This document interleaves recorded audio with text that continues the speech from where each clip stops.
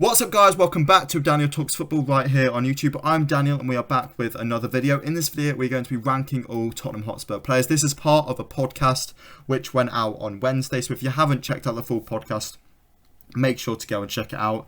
There's lots of Spurs content in there and I'm sure you'll all enjoy it. We are joined by the Spurs News and we are here to rank all Tottenham Hotspur players. Right, we have 5 tiers as you can all see on the screen if you're watching in the video. We have goated, great, good, mid and sell this bloke now. We will start with Christian Romero. Where would you put Romero? Romero for me is a go-to player. How we managed to get him, I'm not quite sure.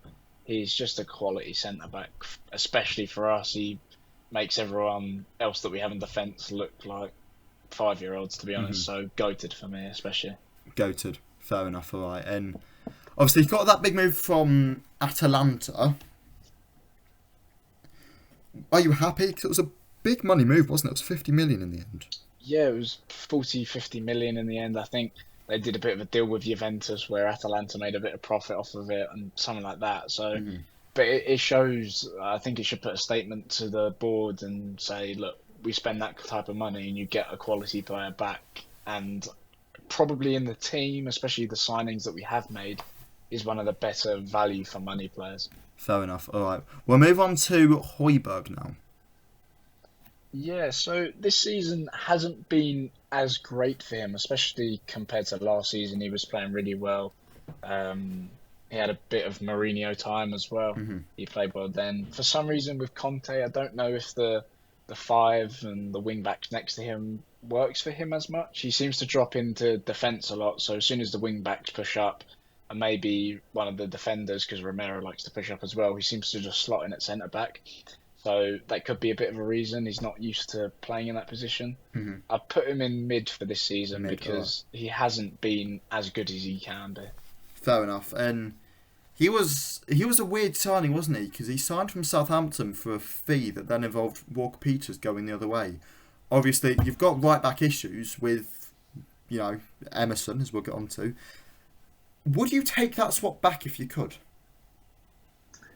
I'm not too sure, to be honest, because while Walker-Peters is a good player, I don't think Højbjerg is worth the swap back. I rate Højbjerg more than I do Walker-Peters because I think that if we wanted to go and spend the money, or we could just use Jed Spence. Look, Conte, we have Jed Spence in the team. We could just use him, so I'd just stick with it for now. I'm happy with Højbjerg. Fair enough. All right, then we have the Spaniard, Brian Hill. Yeah, Brian Gil is what I call him. God knows how to pronounce his name. But yeah, so he hasn't had too much playing time up until very recently with all the attacking injuries that we had that I mentioned earlier with Richarlison and Kulusevski.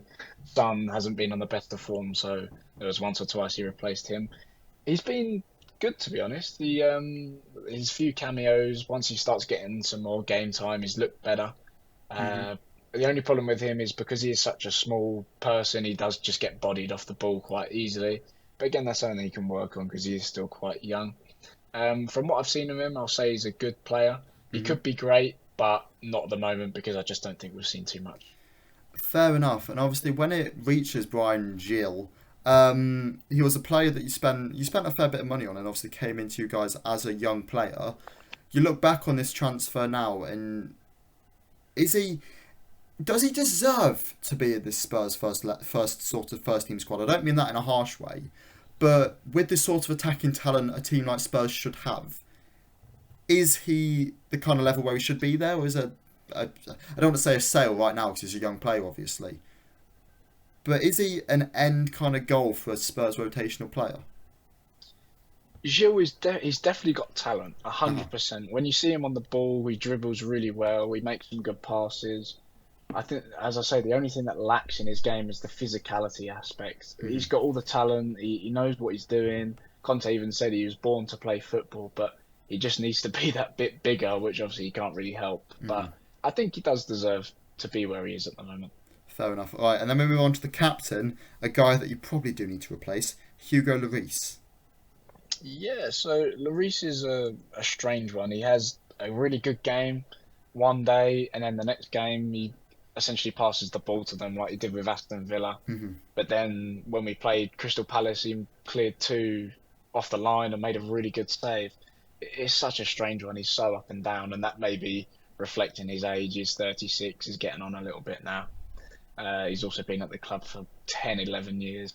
Mm-hmm. For this season, I'd say he's been mid because we know what Lloris is like. He has kept us in a couple of games, but he has definitely made a lot more mistakes than he has in previous seasons as to give him goals away and sort of essentially gifting the team an advantage. Fair enough. Next up we have Ben Davies, I think that is. Yeah, it's Ben Davies. Ben Davies under Conte has been a completely different player. It's really strange. With Mourinho, especially, he just played left back. Mm-hmm. I always said he wasn't a left back. He's a left-footed player, but he's not quick enough. He doesn't adapt well to being a full back. So playing him at left centre back for him really, really worked, and he's been a really good player under Conte. I can't say he's been at fault for too many things. He might have had the odd mistake, but for me, he's been a great player. Great player, fair enough. All right, Ben Davies and great. That's not something I thought I'd be saying a couple of years ago. Ryan Sessegnon. Cess is a weird one. I mean, when he came in, he's a young guy, really excited. He played really well for Fulham. He was one of the top goal scorers, I think, in the season after we brought him. For some reason, I suppose it just does not work. Whenever he plays, he's a shadow of what he was at Fulham. But then he has the odd game where he does quite well and might get a goal or an assist, but he just doesn't work for us. Maybe he'd be better as a left back or even as a left winger, but there's no chance he's going to get in the attack with the players that we have. Mm-hmm. I'd put him in mid because I wouldn't want to sell him, but he's not been that great this season. Fair enough. All right, and then we move to a guy that you've said you think will already move on in this podcast, Lucas Moura. Lucas, we haven't seen a lot of him, to be honest, this season, so it's hard to judge. Maybe he is trying to force some sort of move behind the scenes that we don't know about.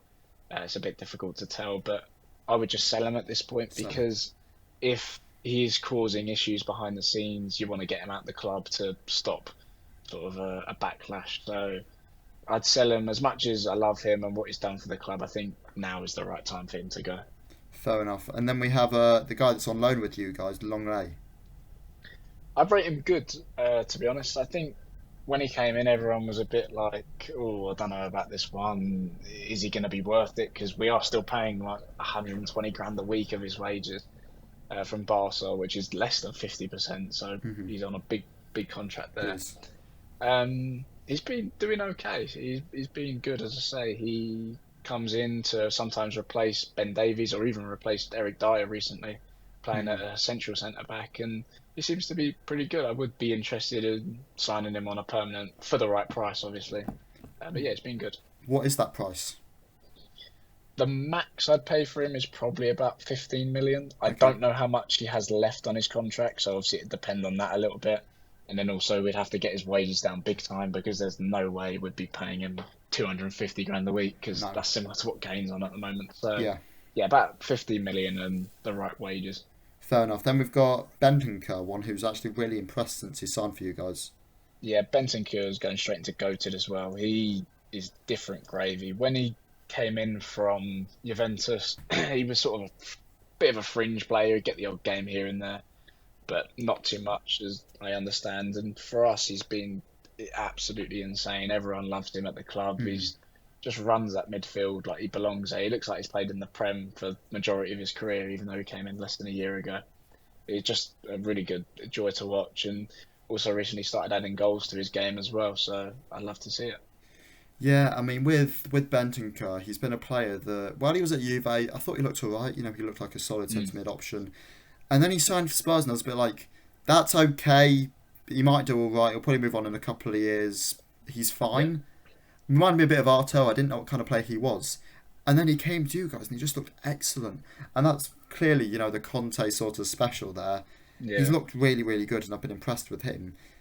Next up, we've got a guy who I don't think you particularly like, considering what you said so far, and it's Eric Dyer.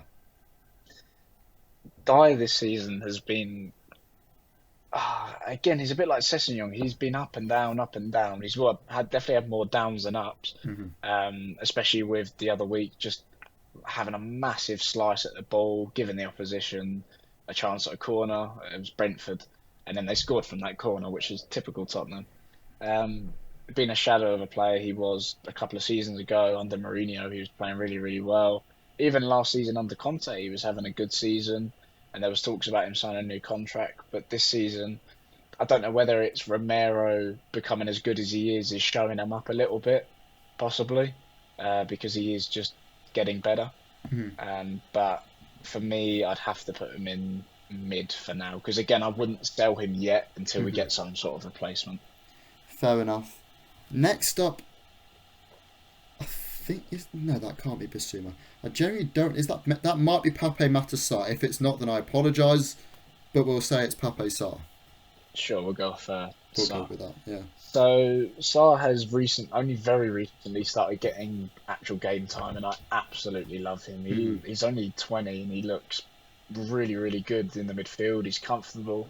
He does make the odd mistake, don't get me wrong, especially against Portsmouth yesterday. He overhit a pass here and there, but he's running about all the time trying to win the ball back. He looks like a really good player, so I would love to put him in goated, but we haven't seen enough of him, so I put him in great for now because he just does look like a solid, comfortable player. You would put him in great? Yeah. Wow, definitely. Fair enough, I like that. Next up, I'm going to give you the option to create an extra tier here, to create a sixth tier. It's Emerson Royale. Emerson gets his own tier. I know people might say that I'm being harsh on him, but you might not watch Spurs as much as I do every week. He is so unbelievably poor. It doesn't comprehend with me. Now, people might see it as, oh, you're trying to use him as a scapegoat, blah, blah, blah, but the level this guy is just it's non-existent. I'm sorry, Emerson, if you're listening, but please stop playing football. Yeah, I've created a new tier, and this is called Emerson Unbelievably Poor.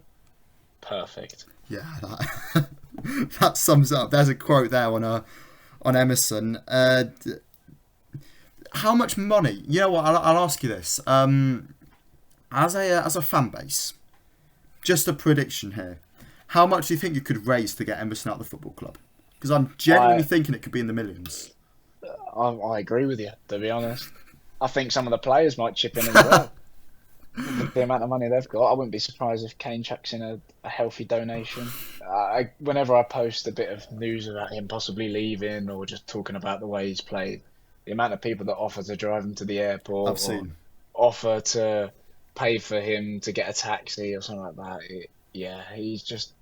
I feel bad for him, as I say, because he does get booed a lot and he is a person, but we have to judge him on his football because that's what he's employed to do. That's what he's paid thousands and thousands for, and he's just not a good player. Yeah, in the preparation I did for this podcast, I had a look, and I was prepared for some Emerson hate. I think it's fair to say I was prepared because it didn't look like people particularly are fond of him. They're not fans, no. We'll move from one player on the right hand side that people aren't fans of to someone who they are. It's the ginger from Sweden. It's Kulusevski. Kulu, is such a fan favourite. Everyone loves him. He came in. He's still technically on loan, which will be made an obligation probably in the summer or even this window, maybe. Again, for a decent price. He's still young, 21, 22. I think he's only actually a month older than Phil Foden as well, which is a weird win to think about. But yeah, he goes straight into goated for me because whenever he does play, I posted a couple of stats on him the other day. We just play so much better with him. Everyone seems to be much more confident. They want to get the ball up the field. They want to attack. He can break down attacks as well. We just look so much better when he is on that right wing. So yeah, he's got to go and goated. And he's also got a great song. Exactly. Genuinely, I hate saying this as a Leicester fan. I hate appreciating Spurs songs, but it's a very good song. However, and you didn't think you could get to the full podcast without mentioning it, who finished third in the 2-horse race is the better chant. So, just throwing it out there. Just reminding you, No comment. I didn't think I'd get one, to be honest. We'll move on before you leave the call. Fraser Forster. Forster, he's only had the odd game here and there. Actually, to be honest, I think he's played about 2 or 3. Hasn't had much to do, really. He's never come on as sub during a game due to an injury or something like that.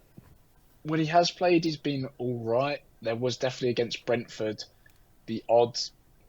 I think it was the first goal. It was really an odd goal. It took a deflection and then he was walking the wrong way or something like that. So he couldn't do much about it. But I just put him in mid for now because he hasn't had enough fair time.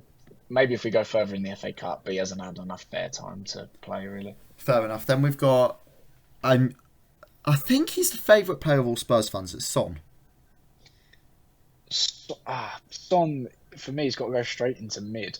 If there was a tier between mid and sell this bloke, I would put him there because this season he has been shambolic. Compared to last season, Golden Boot winner, scores for fun. He bagged that ridiculous finish against Norwich on the last day to draw the Golden Boot with Salah. He's just been nowhere this season. He did pop up with 3 goals. Oh, it was against Leicester City, wasn't it? Yeah. He popped up with 3 goals against Leicester City. Cheers, mate. Cheers. In 20 minutes. I was going to say, I thought he's looked good this season. Apart from that, he's just not really done much. I suppose with his injury, with his face mask and stuff like that, he keeps saying that he can't see the ball well, hence why he throws it off, but people keep telling him to put it back on. But he just hasn't been anywhere. If we're talking about, rather than a team level, we're talking about individual level and his ability, he's been nowhere near where he should be. So if there was a tier between mid and sell, I'd put him in there, but he'd go mid for now. Wow, okay. And then we move on from there to another right back, Doherty. Doherty hasn't had a lot of game time. He's had a decent amount, but not a lot compared to the Emerson Royale tier. Don't know how he keeps playing. But in pre-season, he had a good pre-season, scored a couple of goals, and then he also scored against Palace the other day as well. I suppose he's one of those players that when you have the current right wing-backs that we have, or the ones that we don't play, he's probably your best option out of the lot. So I put him in mid for now because when he was at Wolves, he did look class, and that's why we signed him. Hasn't really replicated over here. No, fair enough. And then we move on to Bissouma.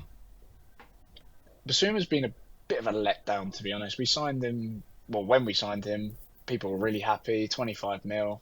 He had a year left on his contract. I thought, wow, that's okay. That's actually a good move, especially the season that he just had with Brighton, or the seasons that he had with Brighton even, because he was consistently a good player for them. Conte said he struggles tactically to gel with the team. Maybe that's because he's more used to a midfield 3. Not too sure. He hasn't really opened up on anything like that. No. I put him in mid for now because he just hasn't been anywhere near as good he was at Brighton. He shows the odd spell. I think he came on against Liverpool when we played them just before the World Cup, and he looked pretty good. But he just doesn't play to, again, what his ability he has. Fair enough. All right. And then we move on to Japhet Tanganga. I probably put him in sell him, to be honest. Okay. I think we got an offer from AC Milan for about 20 to 30 million, and we might need to cash in on him because he doesn't look like he's going to do... Well, he doesn't look like he's going to fit in a team at Spurs. So for his sake, if he wants to play consistent, like top-level football, I think he has to be sold. And I do like him as an academy product. He's come through the ranks and he's earned his place in the team. But I just don't think he'll ever get to that starting centre-back role. No, fair enough. And then we've got the guy that hasn't played, apart from about 10 minutes all season, Jed Spence.